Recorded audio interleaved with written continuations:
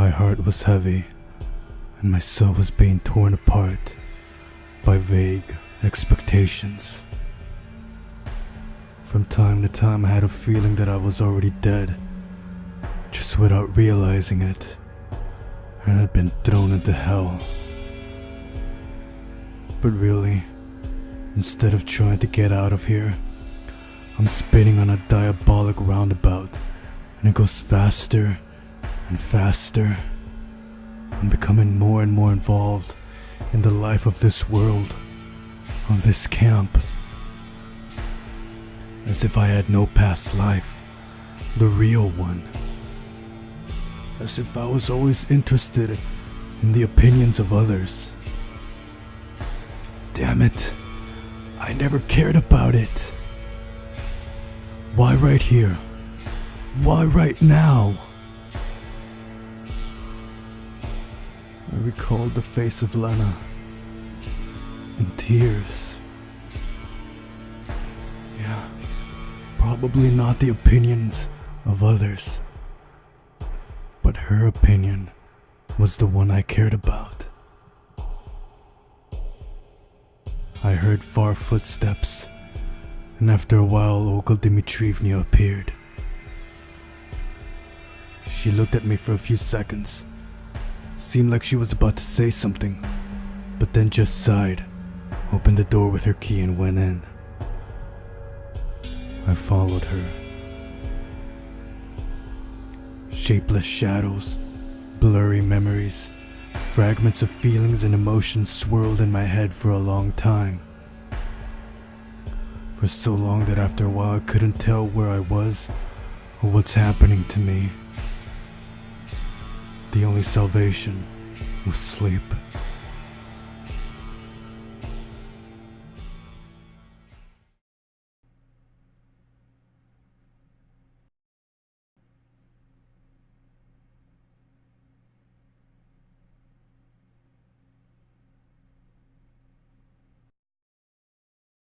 Hey guys, it's Squall, and this is part 16 of Everlasting Summer. I woke up because somebody was shaking my shoulders. It was too hard for me to open my eyes, so I just whined pathetically. Get up already! You're going to miss the lineup! Once I realized what Olga Dmitrievna wanted from me and what time it was, I rolled over to face the wall. I was so tired that I wanted to choke the camp leader just so she would quit disturbing my recovery from a hellish yesterday. Semyon, get up immediately! I mustered up my strength to open my eyes and sat up. Olga Dmitrievna, I understand, but I had a hard day yesterday. Can I sleep in at least today? I started pleading. It's out of the question. Lineup is mandatory for every pioneer. And you've already missed it a few times. He's only gone once if I recall correctly. My head went completely numb, so I just couldn't find any arguments against that. In a couple of minutes, we were already standing at the square. I dozed off, taking great pains to not fall asleep on my feet, so I missed everything that Olga Dmitrievna announced. The majority of the pioneers seemed to feel the same. Electronic yawned constantly, Elisa had huge baggy eyes, only Uliana seemed to be full of health and energy, as always. I swept my eyes over the lineup yet again and couldn't find Lena. That's odd. Generally, she's a diligent and committed girl. It's unlike her to miss such events. On the other hand, that was too much for her yesterday. Such stress. She's probably depressed. Although such behavior from her was very surprising. I mean, I'd suspect that she was not the kind of person she wanted others to see her as, but I never expected such a drastic change. Lena, amazingly, somehow reminded me of Elisa, even more harsh and brutal at times. and now I was not sure how to behave around her. I was simply afraid of her. Finally, lineup was over and the pioneers dragged themselves off to breakfast. Miku caught up with me near the canteen.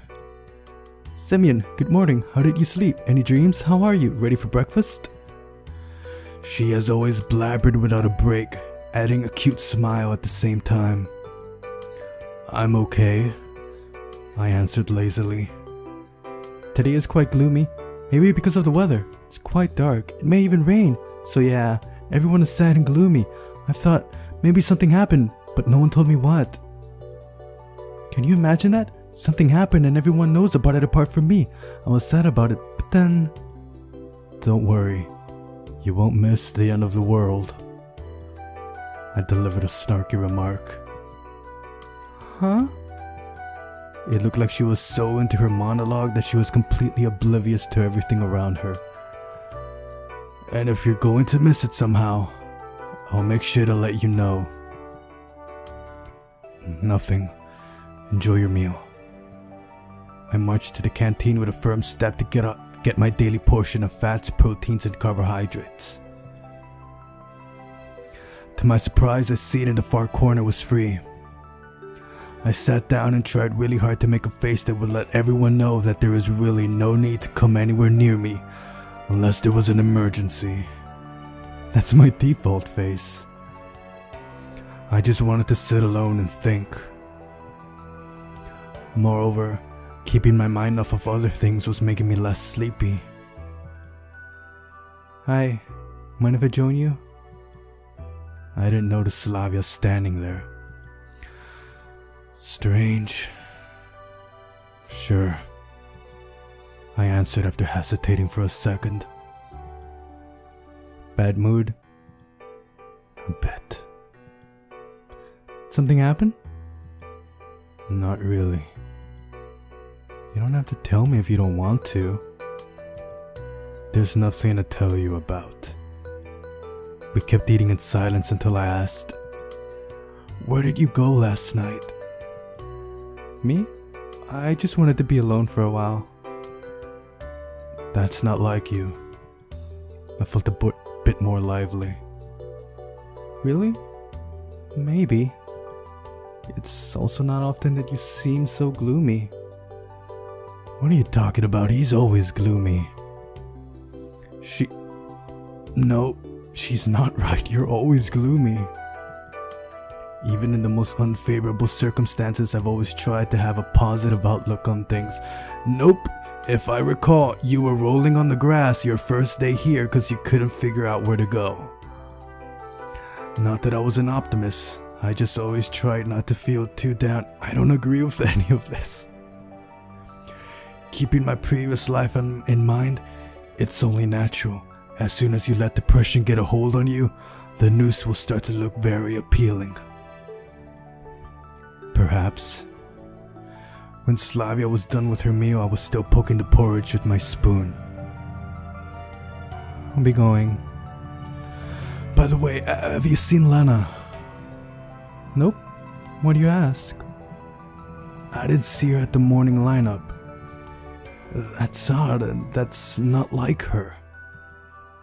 Maybe you're right. I don't think it's a big deal, to be honest. Yeah, of course, I was just wondering. I sat for a few more minutes in place and then headed outside without finishing my breakfast. Today was quite gloomy. The first gloomy day during my time here. I'd kind of gotten used to the bright and burning sun. This isn't my idea of gloomy. The heat that would only subside by the evening seemed to be an irreplaceable component of this place.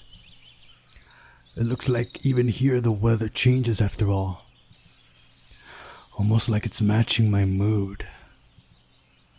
It looks like just more proof that this place or its creators are sentient and have great storytelling skills. Did the makers of this game just give themselves a shout out? Is that what just happened here?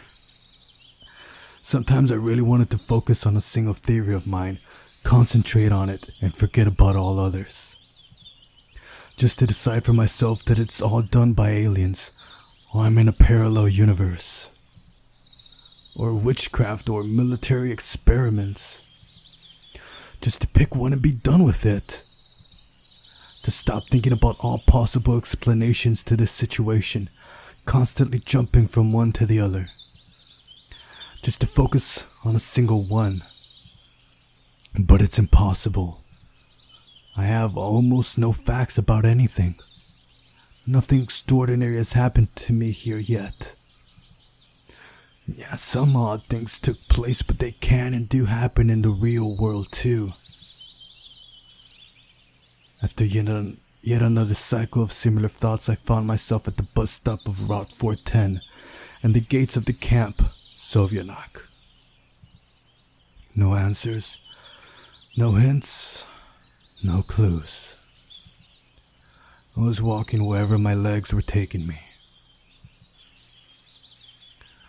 It was quiet in the residential area. Not a single person there, to be precise. My astonishment grew even more when Electronic appeared around the next turn. I wanted to call out to him but stopped, because he was going a little too confidently in an unknown direction. It's strange. That goes against his nature. Anyway, what can I talk about with Electronic about? And yeah, I'd have to start the conversation first. Seems like I was completely in despair. However, it would be interesting to follow him and to find out where he is rushing to. As a child, I liked games of spies, and here's a chance to put myself into a real spy's shoes. Homeboy, may I remind you what happened last time you spied on a fellow pioneer? I decided not to sneak and hide in a special way and just tailed him quietly at a distance. Soon we came to the library. Electronic knocked and went inside. I stood behind a big tree so nobody could see me and began to wait. He was absent for quite a long time. Perhaps this is a stupid idea, because in fact, what difference does it make if he went to the library? Maybe he just decided to get something to read. He was walking fast, so what? Perhaps he had some business afterwards. My thoughts were disturbed by a loud door slam. I knew it. I knew from day one there was something between these two. I looked towards the library and saw Electronic running away from there, and Xenia, who ran after him, shouting along the way. I don't want to hear it anymore, or to see you either. They ran past me, but naturally they were so involved in chasing that they didn't notice me. The whole situation seemed very funny, and I decided that I needed to find out what the matter was. I wonder, where could Electronic be running to like that?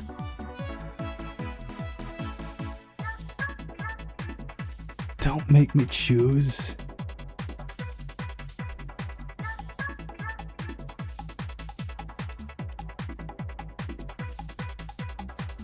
Yes, it's quite obvious that he ran straight to his native cybernetics club. I entered without knocking but didn't find anyone inside. Electronic, it's me. The sound of footsteps came from the next room and soon Electronic himself appeared. Hi, Semyon. I'm just... His eyes ran guilty and his shirt had visible traces of sweat. Going in for sports, I see. Sprinting. You saw that? He asked, doomed. Yes, purely by chance. Homeboy, why you lying? So I decided to stop by and to ask you how you were doing and what happened. Nothing special, really. Indeed. Fleeing from an angry librarian, it's nothing. Yeah, I've noticed that any time a pioneer in this camp says nothing special, comma, really, it's often something quite special.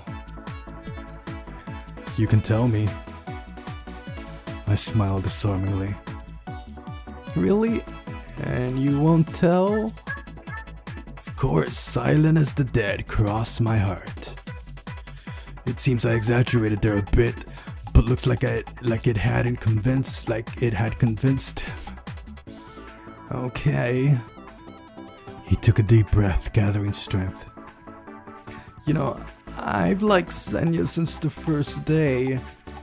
At those words, I wanted to fall to the floor and start rolling around, shaken by violent attacks of laughter, but out of respect for him, I refrained. Still, his next few words flew past my ears. And so I just decided, well, and you saw what happened next. A brave fellow indeed. Well, you try harder, I guess, and you'll succeed. I patted him on the shoulder, trying really hard not to laugh. Thank you for the support. He smiled sadly. Okay, I have to go. I have some work to do. I shot out of the clubhouse like a bullet and finally laughed out loud. However, if you think about it, Electronic and Xenia would make a wonderful couple. They're actually quite a perfect match.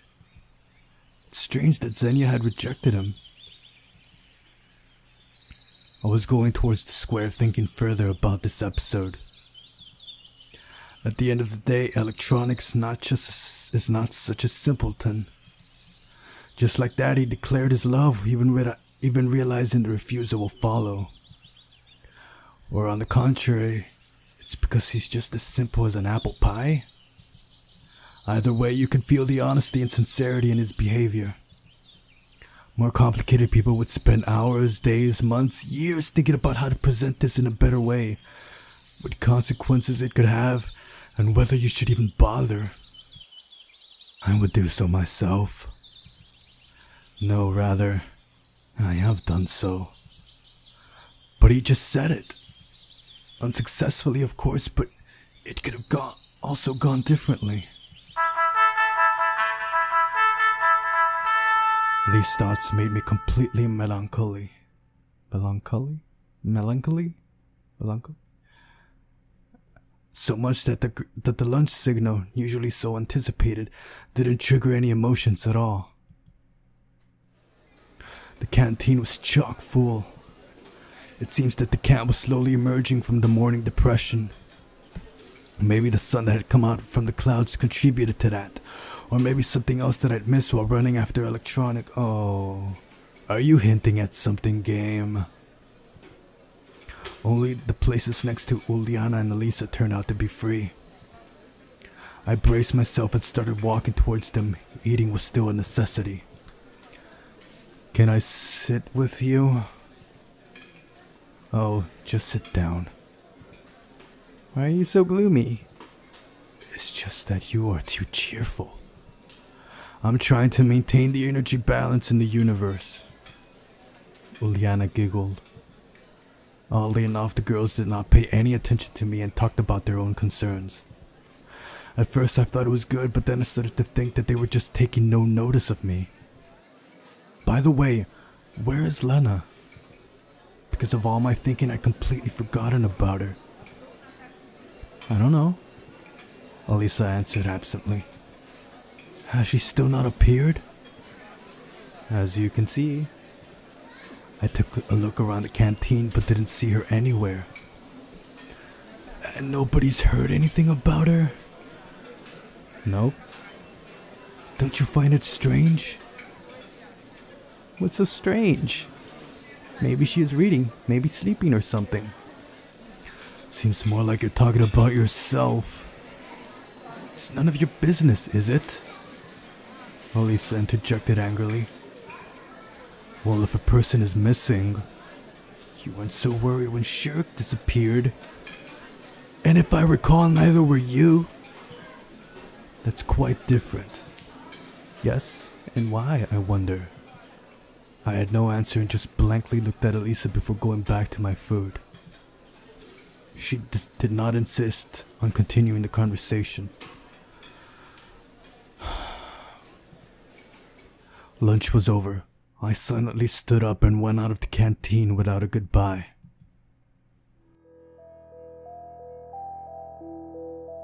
So Lena disappeared. What should I do now? On the other hand, why should I do it? This kid is pissing me off. You should do something, one, because she's a human being, and two, because you love her, you dumbass.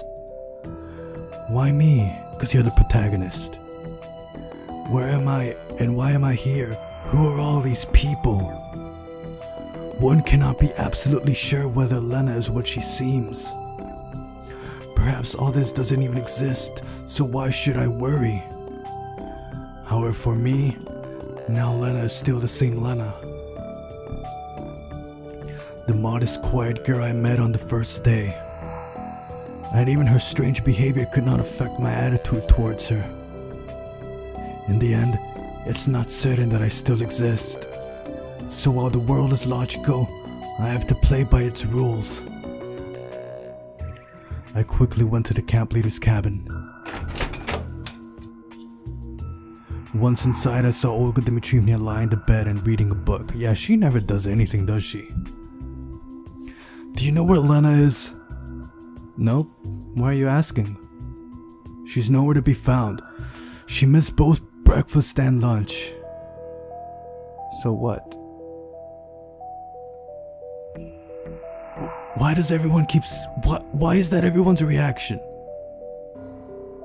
She looked at me blankly. What do you mean, so what? When Shirk was gone, the whole camp was searching for him from the early morning. I don't understand you. There is something strange happening to the camp leader again.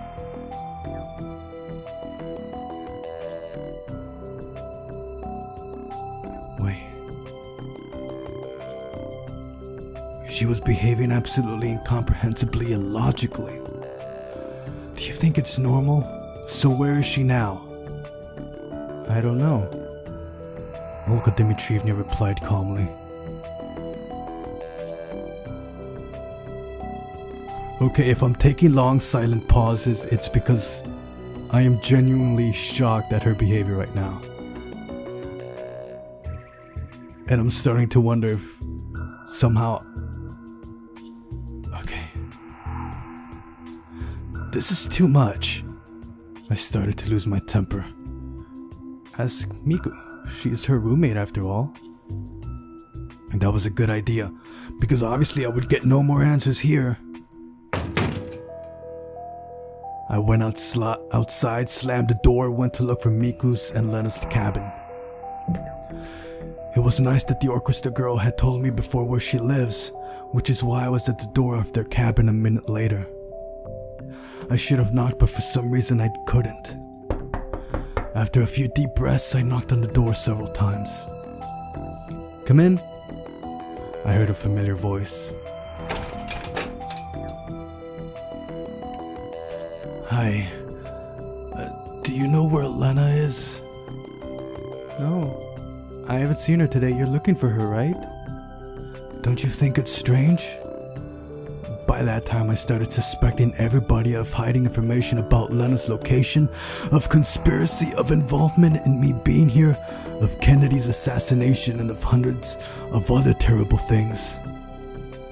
Well, maybe I thought she went somewhere and then I just got lost in doing things. Breakfast, music club, helping to clean, and then lunch, and then... Okay, I see. And what about yesterday? Was everything normal? Well, she came late and immediately went to bed. I didn't even notice anything wrong. No chance of finding out anything here either. Thanks. I said abruptly and left. At that moment, it seemed to me that the missing Lena was the only living person in this pack of talking dummies, and I had to find her. However, it seemed almost impossible to do this alone, so I went for help. Who would be most willing to help me? Of course, Slavia. I decided that at this time she would be engaged in cleaning something. For example, the square. So I went there.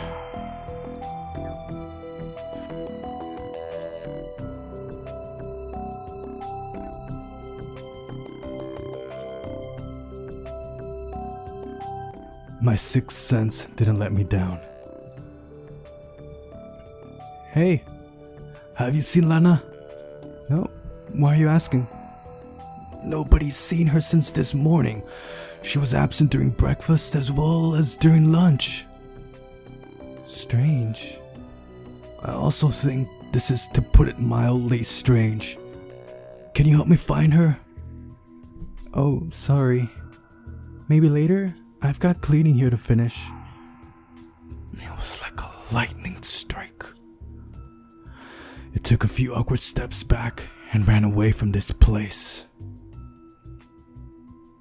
No, that was not her. It was as if somebody had replaced her. Not only her, but also the other inhabitants of this camp.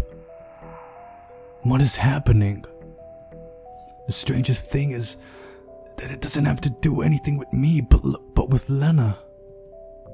Maybe she came here the same way as I did. Exactly. That could be the reason why she behaves quietly most of the time. No, wait. But what about her knowing Elisa? No, something does not add up. My head was going to explode and I started to choke. After catching the breath, I looked around and found myself at the bus stop. I sat on the curb and covered my face with my hands. And before, nothing had really been up to me, but was going relatively smoothly. Then now I was, as always, helpless, but the situation was totally different. Watching the battle fought from the other side with no threat to your life and being on the hot spot without being able to help the ones you care about are two different things.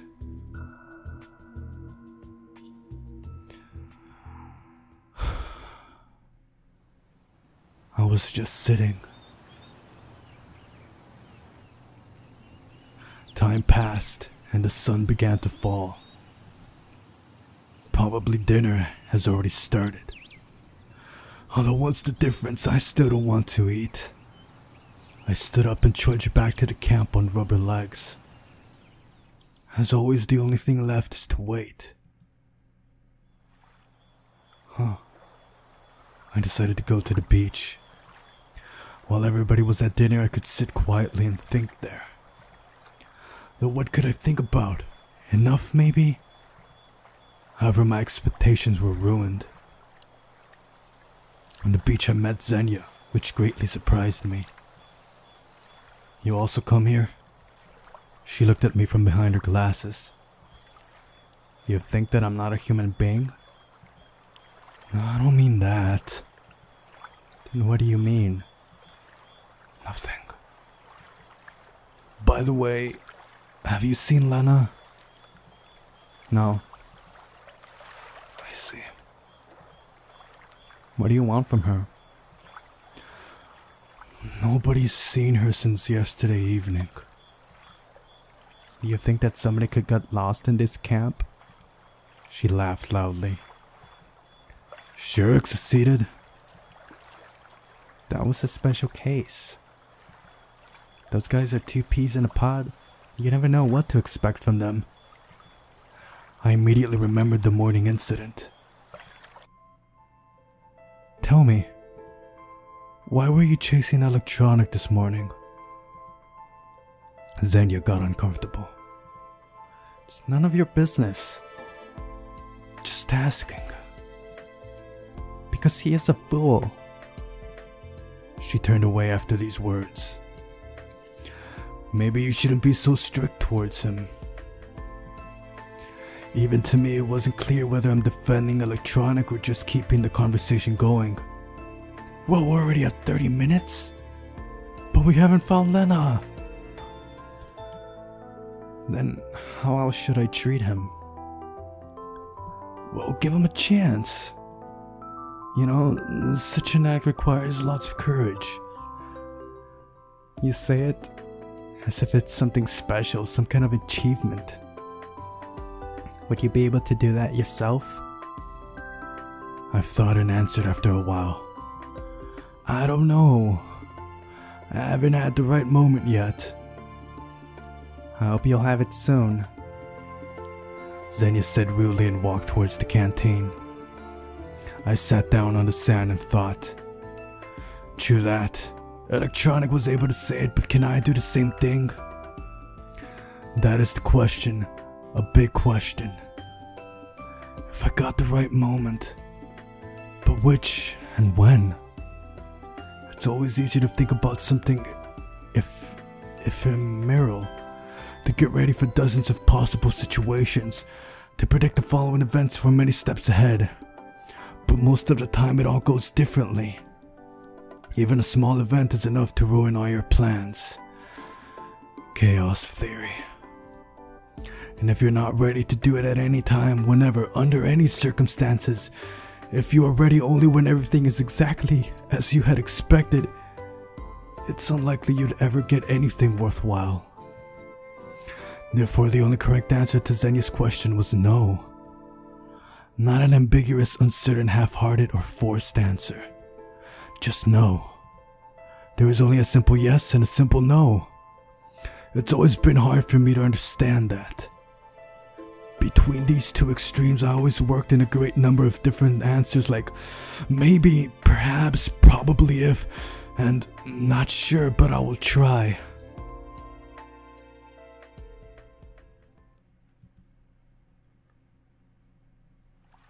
I was so absorbed in my thoughts that I did not notice how the darkness stole across the camp. Under other circumstances, I would have gone to sleep now. But looking for Lena at night was not a good idea. I got up and slowly wandered aimlessly. Soon the path led me to the sports ground. I stood there for a moment and was about to leave when I heard noises. Clap, another clap, something painfully familiar. There you are. I ran towards the volleyball court and saw Lena, who was unsuccessfully trying to hit the shuttlecock with the racket. I stood in shock for a long time. My head was completely empty. I just looked at her and felt a sense of joy. Joy at finding her, joy at seeing her again. Finally, I came to my senses and decided to approach. But after a couple of steps, I stopped. And what do I say now? Glad I found you? Where have you been? I was worried. After yesterday's conversation, it's very unlikely she wants to see me. And what if Lena asked me why I was looking for her? Why I was worrying? I did not know myself. Probably it's because she was absent for too long. Maybe if it wasn't her but some other person who I know, I'd have been worried the same way. Maybe if I'd behaved differently yesterday, she would not have disappeared today. I'm not sure, but I'll try to come up with something adequate. I took another step and stopped again. Probably, maybe, perhaps, not sure. Again and again, these words appeared in my mind, in my life. Unconsciously, without my will. But why? For what purpose? I have to make a decision, once and for all. Although, there are two simple words, yes and no. Finally, it's all clear. I went to the court, approached Lena, smiled and said, "Hey." She turned and looked at me. "Hi. You were absent all day." "Yes, I was walking around." Everything she said was quiet and calm, with no trace of embarrassment or shyness.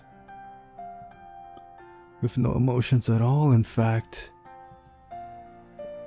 We worried about you. Though the only one who worried was me. You shouldn't have. But you can't just disappear like that. I tried to smile to make my words not sound like a reproach. I don't think that anybody cares about that. I care for one. Why? I read surprise in her eyes. Because it's not right. No matter how I tried to be perfectly honest, it came out wrong. I see. Okay, I won't do this again. It seemed like this conversation was not interesting to her. Silence followed. I just didn't know what else to say. And Lena seemed to be quite content with the silence. Are you any good? I finally said, pointing at the racket. Not very. If you want, No, I don't. She walked to the bench and put down her racket and Birdie. Okay. To tell the truth, I did not expect that response. Want to look at the stars together? Yes. Of course. I sat down beside her. Lena intently studied the sky. Lots of small lights shined above me. Some of them were brighter, some were barely visible. I never really understood what people see in just sitting back and looking at the stars. After all, here on Earth they're just small dots of light, and it's unlikely that many people know what kind of celestial bodies they are, as well as their size and how far away they are from us. Of course, it's so romantic to just enjoy the light of distant stars, but for me it was like staring at a brick wall.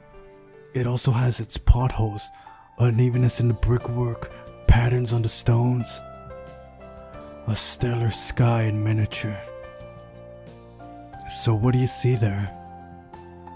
Stars, she said mysteriously with her head up. Yes, I know, I see them too. But what's so special about them? I don't know. It seems that they talk to me. There are other people there. They have their own life, probably much better than ours. And they too look at the sky and see the earth. Me and you. Voices of the distant stars. I had already heard that somewhere else. You can call it that. Interesting theory. No, the theory is quite common. Lena looked at me. In the dim moonlight, I noticed a small tear rolling down her cheek. Or at least I thought I did. I guess I'm more just, let's say, a practical person. She said nothing, just stared at the sky again. But if you think about it, of course, there's endless interstellar space, millions of planets, hundreds of galaxies. It's fascinating. My voice sounded unnaturally excited. You don't need to talk about all these things. About what? About this. About everything. No, the stars are really beautiful. Why did you come? Now she was crying for sure. I was looking for you. Why? I don't know. I don't know why, I just was. You found me. Happy now? Well, I mumbled. Why didn't you go to Elisa? What does she have to do with it? You're trying to say that it's not about her? Yes, that's exactly what I'm saying. Why did you bring this topic up again? I thought we already cleared everything up. Of course, we didn't clear anything up. To be precise, we didn't even start to. However, I don't understand why all this is necessary. think I really want to talk about it myself? If you don't, then why? Because it's because of you. Because of me what? You and Elisa. Me and Elisa what? We don't have a relationship. We don't have anything at all. Don't lie to me. Lena turned away, sobbing quietly. Why is this so important to her? What else can I say if you don't believe me? Tell me the truth. I've already told you. Then go to her. Why should I go to her? I don't want to go anywhere. Why are you sitting here and torturing me? How am I torturing you? Lena didn't answer. I've been looking for you the entire day because I was worried. I came here because you're here. I'm sitting here because I want to be here. Why don't you understand? She stopped crying for a moment. Is that true? Of course. It means something to you? Even taking into account all the things I've just said, this question came at me unexpectedly. Well, yes. If only you could hear yourself now. She cried, got up, and walked briskly towards the exit of the sports ground. Wait! I caught up with her and grabbed her arm, but she pulled out of my grip. Don't touch me. Now Lena was a totally different person, and I couldn't say that she was aggressive, assertive, or super strong-willed. She had just no doubts about what she was doing. Wait! What did I say? That's all true! Save all this nonsense for her. I tried to stop Lena once again, but she glared at me so strongly that I did not dare to argue. Just imagine how I feel. You make up a bunch of stupid things, and now you think that I'm guilty of all mortal sins. Why should you care? I should. She stopped for a moment and looked at me. It's all lies. In my anger, I banged my forehead on an iron post. You can just beat yourself up here. I had seen Lena be many things, but not ruthless and indifferent. Wait. Let's talk calmly. You have nothing to talk about. She crossed the football ground and I trailed behind, trying in vain to persuade her to listen to me. I don't know why I'm doing all this, to prove that I'm right? So I won't be misunderstood? So I will look better in her eyes? Or is there some other reason? In any case, at that moment I just felt that it was necessary. We came to the square. Lena was pretty fast, I could barely keep up with her. I had to say something. My head was filled with different options, but nothing suitable. Wait! No answer. Listen! No answer. Will you stop it? No answer. We'll wake the whole camp. So what? What's the difference? Strange, but at that moment I was more worried about our behavior than Lena. She stopped. Thanks for accompanying me. I'll go alone now. Lena said bitterly. You haven't listened to me yet. To me, it seems like I've already listened. Several times even. So what do you want from me? Me? From you? Nothing at all. She sounded much more confident than me. There was no trace of doubt in her eyes. What can I say? What can I do? Damn it! I was ready to burst into tears. Don't get so emotional. Nothing happened. Nothing happened. Something definitely happened. You won't lose anything if you pay no attention to me. Let me decide that. No, seriously, why? There are many pleasant activities you could choose to do. Well, to be honest, I don't need it anyway. If you don't need it, why do you constantly mention Elisa? Lena's face changed. This is none of your business, get it?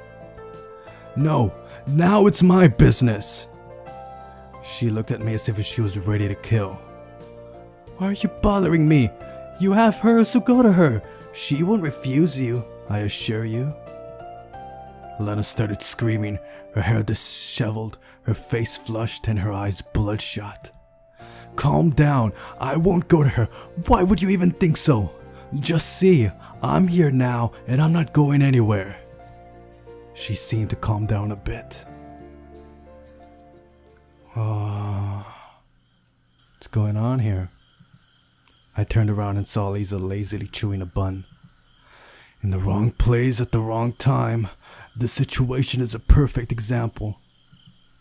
I just froze in surprise, not knowing what to say. But Lena was smarter. Time to pass him on. Catch. Elisa looked surprised. No wonder. She hadn't heard the entire conversation. What? I said catch. Within a moment, Lena became like she was before, calm and unruffled. What should I catch? Him. She pointed her finger at me with disgust.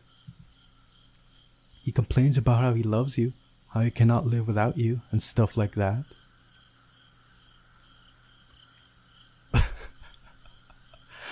Lena, I am shocked at you. More than anything else, I am shocked about what you just said and what you just did. And that's not laughter of joy. What? Yeah, my thoughts exactly. Elisa's eyes popped open wide. No, that's all wrong. Lena's just joking. I giggled nervously. Why? It's exactly what's happening. Listen, everything has its limits. I said quietly to her. Do you want there to be victims? Why? I already suggested to you should go to her. I don't know what you're talking about here, but don't involve me. You don't know? Lena said it softly, but her voice had a trace of rage in it. The same thing again? Elisa looked at her frightened. Listen, I understand that you... but I don't know. Really, not a single word. Not even a single thought about him. I swear. You don't know?